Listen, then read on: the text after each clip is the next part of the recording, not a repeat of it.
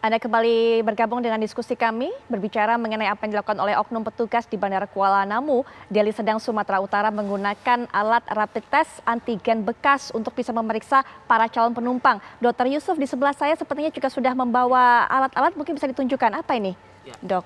Jadi saya memperlihatkan bahwa kalau kita rapid test antigen, kita harus lihat dulu ini harus asli. Masih disegel, dan ini juga masih dikunci gitu loh, masih tersegel juga. Nah, yang saya masih memikirkan bagaimana ini disteril kalau ditaruh di autoclave, mesin sterilisasi. Ini kan plastik, pasti lumer. Jadi mungkin jangan-jangan mereka cuma mencuci biasa. Betul. Nah, itu sangat berbahaya kan? Ya. Tidak ada standarisasi sterilisasinya gitu. Resiko-resiko yang bisa dihadapi oleh ataupun didapatkan oleh orang yang mendapatkan ditusuk disodok hidungnya dengan alat bekas seperti apa, Dok? Ya. Kita kan baru saja melewati yang namanya Hari Keselamatan Pasien. Nah, salah satunya adalah kita menghindari terjadi kejadian yang tidak diharapkan, atau disebut dengan KTD. Ya. Nah, kalau kejadian seperti ini kan kejadian yang memang disengaja, bukan tidak diharapkan. Kalau diharapkan misalkan si perawatnya salah, dokternya salah memberi obat, misalkan seperti itu. Kalau ini kan memang disengaja. Nah, resikonya berarti kan bisa terjadi cross infection, infeksi silang daripada pasien yang memang tidak terkena, akhirnya bisa jadi terkena. Karena seberapa jauh alat ini steril dan bisa juga menularkan penyakit yang lain.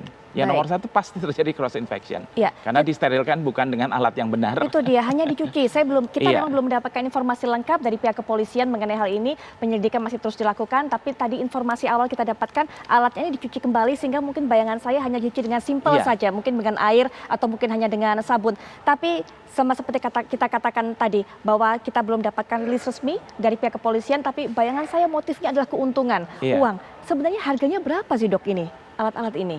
Jadi range harga tergantung, bisa 125 sampai 250. Per alat ini? Per alat dan pemeriksaannya nanti. Ya. Tetapi kalau misalkan dalam jumlah besar kan lebih murah.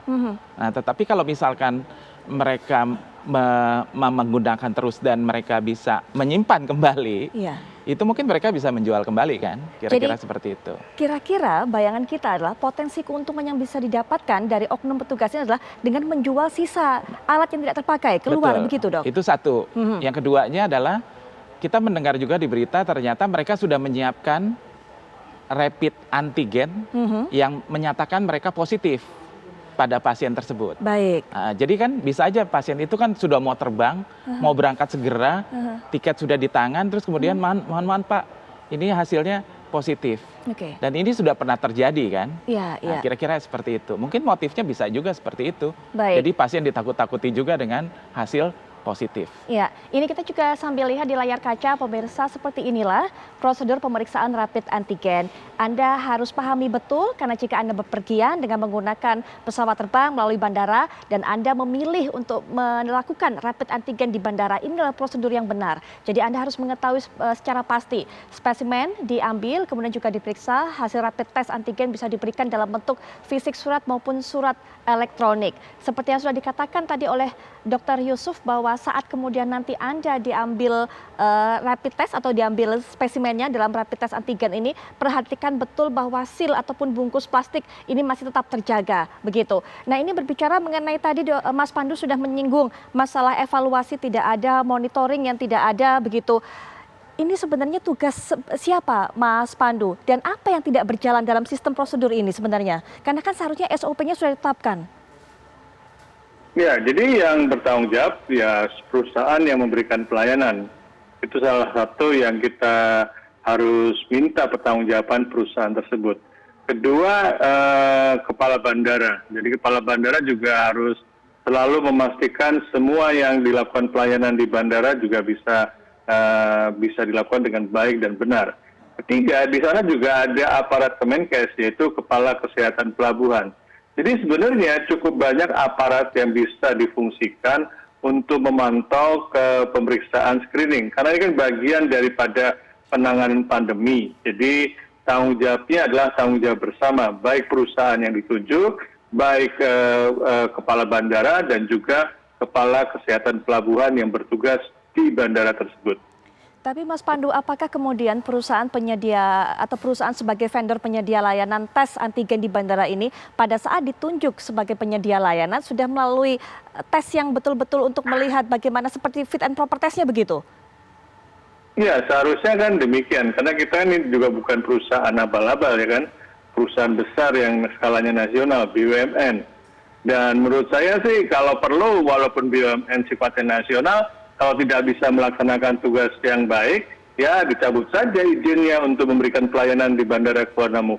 Kita tawarkan lagi pada perusahaan lain yang bisa mampu.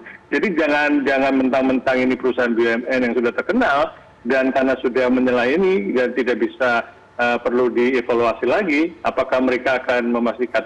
Dan kita tidak tahu sudah berapa lama kesalahan ini atau kesengajaan ini dilakukan.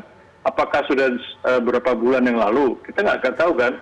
Kita baru menemukan pada hari ini. Dan itu pun juga karena ada penumpang yang cukup skeptis dan kritis mempertanyakan dan melaporkan kepada pihak keamanan. Baik, mungkin terakhir Dr. Yusuf, ini masalah vendor juga kita soroti. Karena kalau saya tidak salah berhitung, setidaknya lebih dari 1 kasus sudah ada dari vendor ini di berbagai bandara, termasuk Bandara Soekarno-Hatta di Cengkareng begitu. Ini kan kita posisinya sebagai konsumen, apalagi kayak seperti saya dan juga masyarakat lainnya, masyarakat awam yang tidak mengerti alat tes itu seperti apa, betul-betul tidak dilindungi haknya, Dr. Yusuf. Jadi kalau menurut saya gini, ada baiknya memang jangan dimonopoli. Lebih baik ada beberapa perusahaan yang berada di bandara untuk melakukan screening antigen.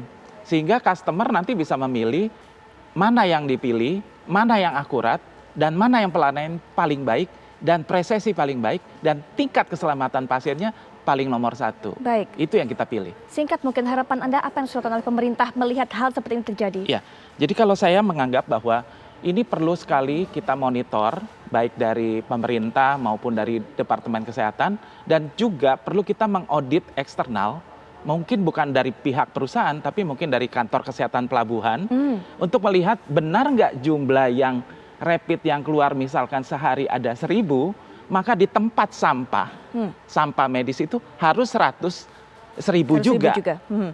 Persis sama dengan jumlah pasien. Jangan sampai nanti dia hanya ada 500, berarti 500 itu kan bisa hilang dan di recycling kembali. Kira-kira itu. Baik, setidaknya perbincangan ini kita harapkan juga bisa meningkatkan kewaspadaan masyarakat. Betul. Saat kemudian melakukan tes antigen, perhatikan betul bahwa memang bungkusnya seperti dikatakan oleh Dr. Yusuf tadi masih juga tertutup rapat. Betul. Dr. Yusuf, terima kasih sudah hadir. Ini memberikan edukasi juga untuk masyarakat. Mas Pandu, terima kasih sudah meluangkan waktunya bersama kami terlibat dalam diskusi ini. Semoga ini juga menjadi alarm bagi pemerintah untuk bisa meningkatkan pengawasan.